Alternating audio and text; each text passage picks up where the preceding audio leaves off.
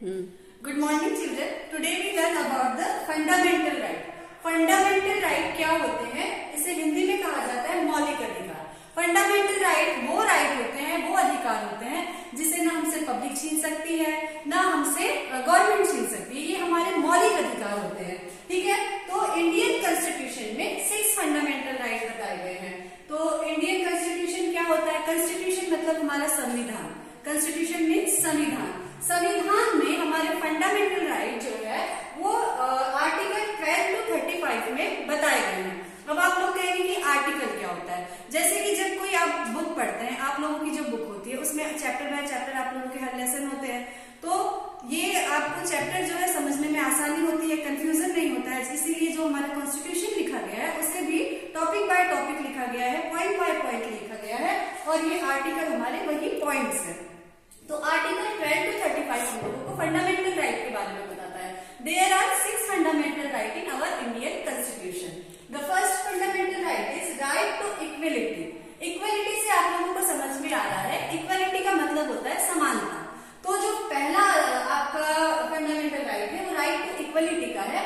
Equality यानी समानता का अधिकार। समानता का अधिकार से आप लोग समझ सकते हैं, समानता यानी कि आप किसी के लिंग पे, किसी के जाति पे, या फिर किसी के काले गोरे होने पे उसके साथ आप भेदभाव नहीं कर सकते हैं। और फिर इसमें दूसरी चीज आती है कि all public are equal before the law. चाहे वो हमारे देश का प्राइम मिनिस्टर हो या एक आम आदमी हो, अगर किसी ने मर्डर कर दिया है तो उस पर चार्जेस वही लगेंगे। अगर पीएम ने मर्डर किया है तो उस पर भी वही चार्जेस लगेंगे जो एक आम आदमी को लगेंगे।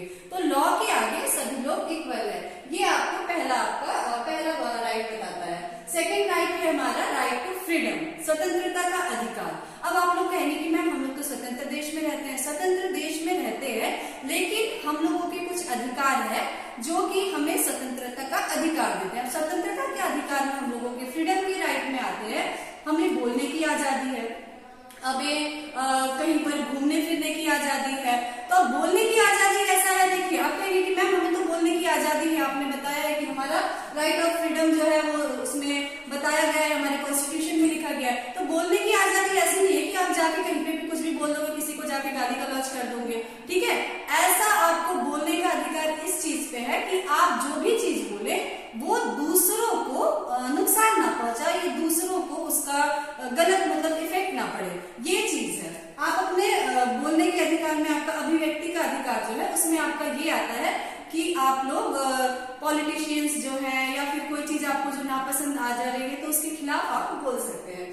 तीसरा अधिकार हम लोगों का है right against exploitation.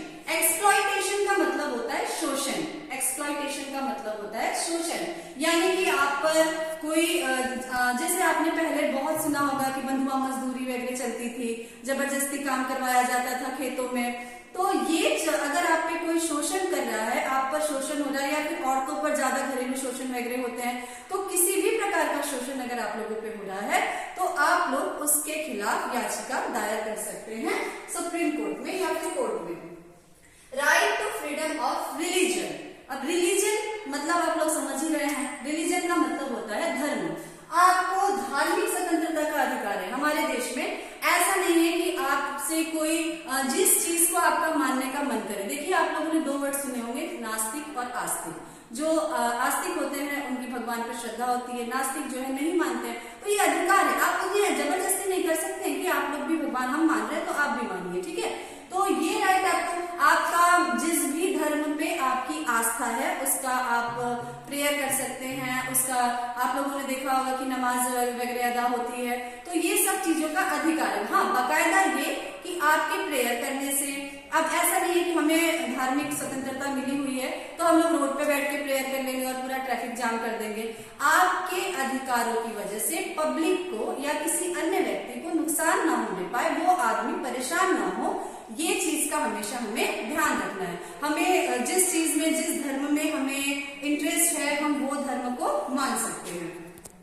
Cultural and educational right. Cultural मतलब संस्कृति होता है। कल्चर आप जानते हैं, कल्चर का मीन संस्कृति, और एजुकेशन मतलब शिक्षा।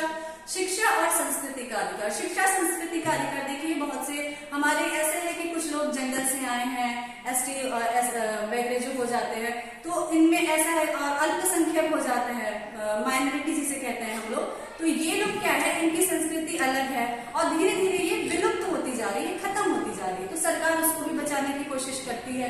तो यहाँ पे संस्कृति का बचाव और शिक्षा का अधिकार सबको मिलना चाहिए, ये हमें 5 वाला राइट में बताता है।